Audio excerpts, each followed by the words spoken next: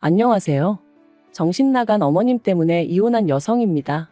사실 어머님만 정신이 나가신 게 아니라 남편도 문제였으니까 이혼하게 된 거겠지만요. 제가 얼마나 오래 산 건 아니지만 그래도 살면서 남한테 최소한 피해는 끼치지 않았다고 생각해요. 하지만 사람 일이라는 게 다 제 마음 같지 않다더니 결국 이런 거지 같은 일을 겪게 된다는 게 참으로 애통할 뿐입니다. 남편하고는 지인의 소개로 만났는데 그럭저럭 맞는 부분도 있었고 아닌 부분도 있었고 그래요. 하지만 이제 와서 고백하건대 제 나이는 30이 넘어 있었고 주변 친구들은 하나둘 다 결혼을 하고 있었으니 조금 조바심이 났던 게 사실입니다. 그리고 그런 제 마음과 별개로 남편은 저한테 얼마나 적극적이었는지 몰라요. 게다가 주변에서들 그러대요. 여자는 자기 좋다는 남자 만나서 사는 게 제일이라고. 그래서 조금은 휩쓸리듯 그렇게 남편하고 연애를 시작했네요. 연애를 시작하고 1년이 좀 넘어가던 시기에 아버님이 지병으로 돌아가셨고 힘들어하는 남편을 나 몰라라 할 수가 없었어요.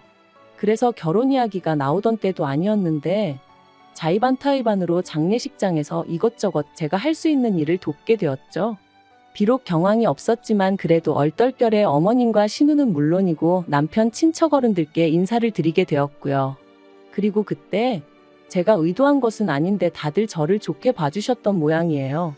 이후로 계속해서 남편더러 저를 놓치면 안 된다, 저랑 언제 결혼할 거냐 하며 물어오셨다고 했거든요. 그리고 단지 그 이유 때문만은 아니겠지만 사귄 지 2년 차가 넘어가자 남편이 저에게 프로포즈를 해왔고 그렇게 저희는 부부의 연을 맺기로 하였습니다. 결혼을 약속했을 당시 남편은 시부모님과 함께 살고 있었고 저는 자취를 하고 있었어요. 저희 친정은 서울에서 3시간 정도 떨어진 곳에 있다 보니 서울에 있는 대학에 진학한 이후로는 어쩔 수 없는 선택이었죠. 그래서 신혼집 이야기가 나왔을 당시 시댁에서 1억을 해주겠다 했고 저도 거기다 제 전세 보증금이었던 6천을 보태기로 했네요. 부족한 건 대출을 받기로 했고요.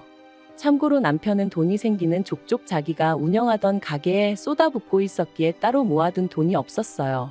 아무튼 이후로 몇 주간 이리저리 발품 팔아 마침내 저희 예산에 꼭 맞는 집을 찾았습니다.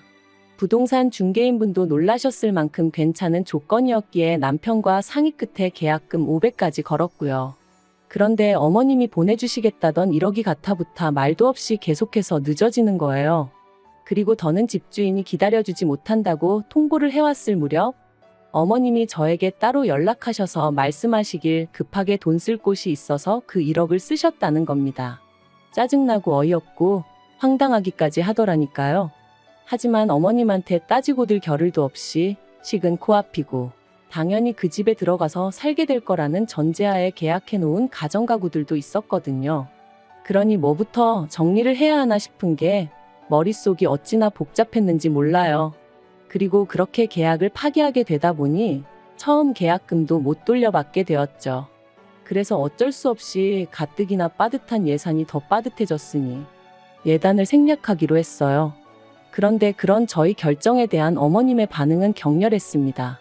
그건 그거고 이건 이거라며 계약금 떼었다고 예단을 안 하는 게 어딨냐며 당신이 하나밖에 없는 아들 장가 보내면서 뭐 하나도 못 받는 게 말이 되냐. 그래서 참다 못한 저도 하나밖에 없는 아들 장가 보내시면서 아무것도 안 해주시는 건 말이 되냐고 따졌거든요. 그리고 이 일로 결혼 전부터 어머님하고 제 사이는 틀어지고 말았죠. 결국 당장 돈 문제가 꼬여버려서 신혼살림 차릴 집을 구하지 못했던 저희는 어쩔 수 없이 울며 겨자 먹기로 시댁에서 신혼생활을 시작해야 했습니다.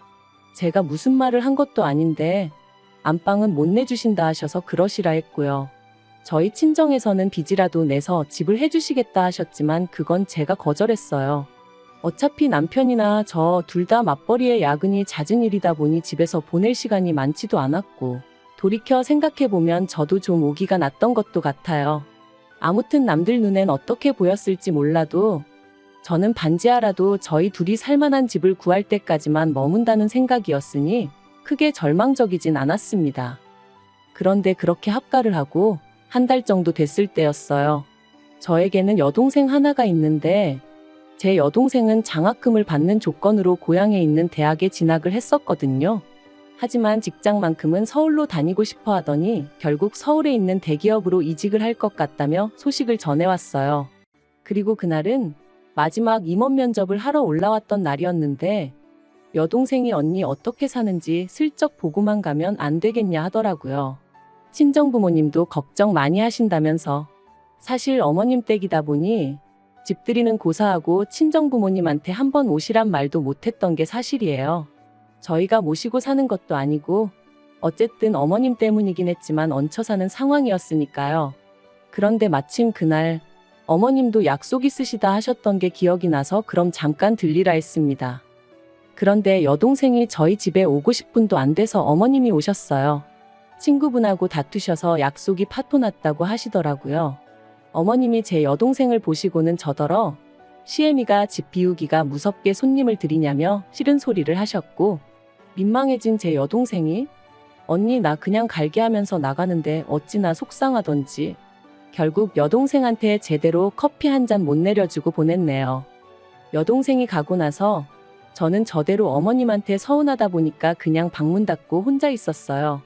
다른 집 며느리들은 이런 상황이었다면 어떻게 했을지 모르겠지만 저는 속이 좁은 사람이라 그런 건지 아무렇지 않은 척할 자신이 없었거든요. 그런데 그런 제 마음과는 상관없이 갑자기 어머님이 저희 방문을 확 여셨습니다. 그리고는 저더러 당신 방에 들어왔었냐는 거예요. 그래서 제가 거길 왜 들어가냐고 안 들어갔다 했습니다. 평소에도 어쩌다 빨래 정리해서 가져다 드릴 때 아니면 들어가는 일이 없고요. 그런데 어머님이 저더러 솔직히 말하라더니 당신 목걸이하고 반지가 없어졌다나요? 순간 이건 또 무슨 소린가 싶은 게 제가 어머님 목걸이하고 반지를 왜 가져가냐고 따졌어요. 그랬더니 그럼 맨날 화장대 위에 올려뒀던 게 어디로 갔겠냐며 그게 발이 달렸냐고 소리를 지르시는데 어이가 없었죠. 그래서 그걸 제가 어떻게 아냐고 그랬더니 너 그거 훔쳐서 네 여동생 줬지? 그러시는 거예요. 이땐 진짜 기도 안 차서 저도 제 동생도 보는 눈이 있고 취향이 있거든요. 해버렸어요. 그리고는 증거도 없이 저한테 이러시는 거 정말 실수하시는 거라고 소리를 질렀죠. 그리고 그때 남편이 집에 돌아왔습니다. 시계를 보니까 점심 장사 끝내고 브레이크 타임이라 들린 모양이더라고요. 어머님이랑 저랑 서로 핏대를 세우고 있는 걸 보고는 남편이 놀래서는 이게 다 무슨 일이냐길래 어머님이 내가 당신 물건을 훔쳤단다고 얘기하곤 주저앉아 버렸습니다. 그랬더니 남편이 어머님 떨어 정말이냐? 뭐가 없어졌냐? 증거 있으시냐 하고 묻대요. 그러니까 어머님이 억울하시다는 듯이 맨날 올려뒀던 게 저거 동생 왔다 가고 없어졌다고. 지 동생 준 게 분명하다며 아이고 그러시는데 남편이 어머님더러 어디에 두셨었냐 다시 한번 찾아보자 하고 모시고 들어가더니 10분도 안 걸려서 찾았다 소리가 들려오더군요. 그리고 발견된 장소는 황당하게도 어머님 핸드백 아니었어요. 하지만 저를 더 열받게 한 건 어머님은 끝끝내 당신의 잘못을 인정하지 않으셨다는 거예요. 오히려 계속해서 당신은 당신 핸드백 안에 그것들을 넣은 적이 없다 하시며 제가 궁지에 몰리니까 몰래 집어넣은 거라는 말도 안 되는 억지를 쓰셨으니까요. 그리고 저는 그런 어머님의 억지에 정말 넌떨머리가 났어요. 그래서 그날 밤 남편에게 어머님이 제대로 사과 안 하시면 이 집에서 더는 못 산다 했습니다. 땅굴을 파고 들어가서 사는 한이 있어도 이 집을 나가야겠다고요. 그리고 일주일이 지나도록 어머님은 결국 사과하지 않으셨어요. 얘기를 들은 신우가 자기가 대신 사과하겠다 했지만 제 마음은 풀어지지 않았죠. 결국 보다 못한 신우가 어머님한테 저한테 사과하시라고 말씀도 드렸다는데 아무 소용이 없었고요. 그래서 결국 분가했어요. 저희 어머님요? 끝까지 미안하다의 밑자도 안 꺼내셨습니다. 오히려 당신이야말로 도둑고양이가 집에서 나가니 이제 맘 편히 두 발 뻗고 자겠다는 막말을 하시더라고요. 분가를 하고 난 이후로 저는 어머님한테 발길을 끊었습니다. 안부 인사도 드리지 않았죠. 막말로 저를 도둑엑스 취급하시는 분에게 제가 뭐 한다고 전화해서 아양을 떨고 찾아뵙고 그래야 하나 싶었거든요. 그런데 어머님이 이런 이야기를 친척분들에게 하고 다니시며 제 험담을 하셨다는 걸 알게 되었습니다. 남편의 사촌형이란 사람이 진탕 술에 취해 저한테 전화해서는 자기 이모 불쌍한 사람이라고 저더러 그러지 말라고 막말을 퍼부었거든요. 진짜 그때 제 기분은 안 당해본 사람은 몰라요. 그런데 저를 더 서럽게 했던 건 남편이 보인 태도였습니다. 제가 남편에게 도움을 구했거든요. 당신이 좀 나서서 해명을 해달라고.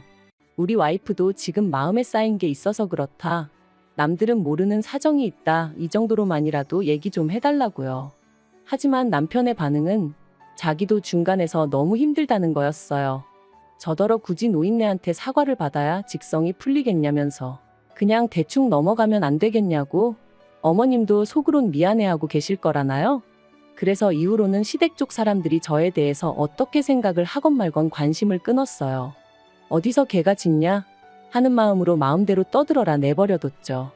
그러다 올 봄이었습니다. 어머님이 목욕탕에서 넘어지시면서 갈비뼈를 다치셨고 그로 인해 입원을 하셔야 된다더군요.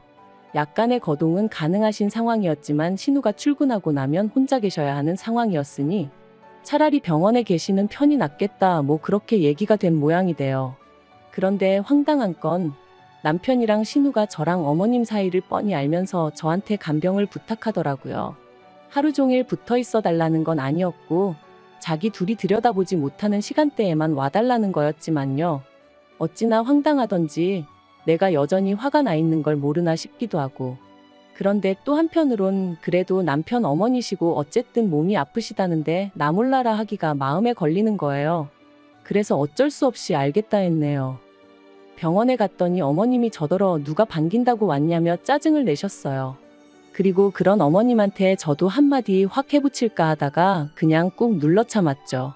어머님 상대로 힘 빼기도 싫고 그냥 그럴 만한 가치도 못 느꼈다고 해야 할까요? 그래서 그냥 어머님이 뭘 하시건 간에 내내하면서 자리만 지키고 있었네요. 어머님이 매점에서 뭐 사와라 하고 심부름 시키실 때만 빼고는 계속 어머님 옆에 붙어 있었고요. 그러다 어느덧 남편하고 교대할 시간이 되어 주섬주섬 제 짐을 챙기고 있는데 어머님이 또 황당한 소리를 하셨습니다. 당신 지갑이 없어졌다는 거예요. 거기에 돈도 뭐 50만 원이나 들어있었는데 이게 무슨 일이냐면서 저더러 또 너냐입니다. 황당하고 어이가 없어서 웃음이 다 나오더라고요. 그래서 제가 또 누명을 씌우시냐, 도대체 왜 그러시냐 하고 한마디 했네요. 그러니까 어머님이 누명 같은 소리 한다면서 저더러 이번엔 못 빠져나간다고 가만 안 두겠다나요? 그리고 그때 남편이 병실로 들어왔습니다. 그래서 제가 남편더러 어머님이 또 시작이시라고 내가 이번엔 어머님 지갑을 훔쳤대 하고는 웃었죠. 그랬더니 어머님이 또다시 아이고 아이고 하시며 제가 당신 지갑을 훔쳐간 것도 부족해 당신을 미친 X 취급을 한다고 억울하다시는 거예요. 나오지도 않는 눈물을 쥐어짜내시는 게 어찌나 가관이던지. 그래서 제가 어머님 떨어 제발 좀 생쇼 좀 그만하시라고 그랬다니까요. 그런데 그때였습니다. 짐 챙겨 나가려는 제 머리채를 어머님이 낚아채셨거든요. 그리고는 저더러 도망가지 말라는데 정말이지 머리가 뜯겨나갈 듯이 아픈 것도 아픈데 억울하고 쪽팔려서 눈물이 다 나더라고요. 그런데 어머님 맞은편에 계시던 여사님이 저희 어머님더러 몇 편 내가 노망났냐 하시며 아까 지갑 침대 밑에 넣어놓고 왜 생사람을 잡냐고 혀를 차셨어요. 놀란 남편이 어머님 침대 밑에 손을 넣으니 정말로 거기서 지갑이 툭 떨어졌고요. 그리고 그제서야 어머님이 제 머리를 잡고 있던 손을 놓으시고는 그게 왜 거기서 나오냐며 당신은 모르는 일이라고 딱 잡아떼시는데 정말 분하고 열받고 욕이 목구멍 끝까지 올라오더라니까요. 남편이 어머님더러 도대체 왜 이런 짓을 하셨냐 추궁했고 어머님이 하신 말씀은 정말 저를 소름 끼치게 만들었습니다. 남편도 신우도 당신 말을 믿어주지 않으니 제 본색을 드러내게 할 생각이셨다나요? 저는 거기까지 듣고는 뒤도 안 돌아보고 병실에서 나왔습니다. 그리고 1층 하단 벤치에 앉아 얼마나 울었는지 몰라요. 도대체 얼마나 제가 미우면 그런 계획까지 세우고 행동에 옮기실 수가 있나 싶은 게. 그리고 그날 저녁 남편이 신우랑 같이 집에 돌아왔어요. 그리고는 저를 보더니 오늘 일은 일단 미안하게 됐다고 하더라고요. 그래서 나는 어머님한테 사과를 받아야겠다고 그렇지 않으면 그냥은 못 넘어간다 했습니다. 한 번도 아니고 두 번씩이나 그것도 처음에야 실수였다 치더라도 오늘은 정말 일부러 그러신 거니까 나는 그냥은 못 넘어간다고 무조건 사과를 받아야겠다 했죠. 그랬더니 남편이랑 신우가 아무리 그래도 어머님이 지금 환자신데 그럴 것까지 있냐는 거예요. 사람이 나이가 들고 아프면 마음도 약해져서 그런 실수도 할 수 있는 거 아니냐면서요. 그래서 제가 말도 안 되는 소리 하지 말라고 그런 식으로 둘러대는 당신이나 아가씨가 더 나쁘다 했어요. 하지만 남편은 계속해서 장모님이 그러셨어도 자기는 이해했을 거라는 말도 안 되는 소리나 하고 있고. 그래서 결국 남편에게 어머님한테 사과 못 받으면 당신하고도 못 살 것 같다 했습니다. 솔직히 이때만 하더라도 100% 진심은 아니었고 이 정도로 세게 나가면 남편도 아차 하고 뭔가 깨닫는 게 있겠지 싶었거든요. 그런데 남편 반응이 정말이지. 자기는 제가 이렇게 독한 줄 몰랐다면서 진짜 너무한다 소리만 계속 하대요. 그리고 그런 남편의 반응에 저는 정말 질려버렸습니다. 그래서 결국 정말 이혼 서류에 도장까지 찍게 되었죠. 물론 막판에서야 남편이 이렇게까지 해야겠냐며 저를 잡긴 했는데 그땐 제가 오만정이 다 떨어져서 남편이 꼴도 보기 싫더라고요. 어머님이야 말해 뭐해요. 솔직히 어머님이 정말 치매라던가 그런 거였으면 이해했을지도 몰라요. 하지만 정말 멀쩡한 양반이 말 그대로 저 골탕 먹이려고 그랬다는 게 용서할 수가 없었어요. 그런데 더 황당한 건 엊그제 남편한테 전화가 왔습니다. 어머님이 요새 입맛이 통 없다 하시면서 제가 담근 김치가 드시고 싶다 하시더래요. 맨밥에 그것만 있어도 밥이 꿀떡꿀떡 넘어갈 것 같다면서요. 그러면서 저더러 올해는 김치 안 담냐며 자기 돈만 주면 안 되냐는데 그래서 너 같으면 주겠냐 그랬습니다. 그랬더니 죽은 사람 소원도 들어준다는데 산 사람 소원 못 들어주냐길래 죽었든 살았든 내 알 바 아니니까 이딴 걸로 연락하지 말라고 그랬죠. 진짜 사람이 곱게 늙어야지 나이 먹고 다른 사람도 아니고 가족한테 해코지를 하려 들었다는 게 지금도 생각만 하면 소름이 끼칩니다. 정말이지 죽어도 소식 전하지 마세요.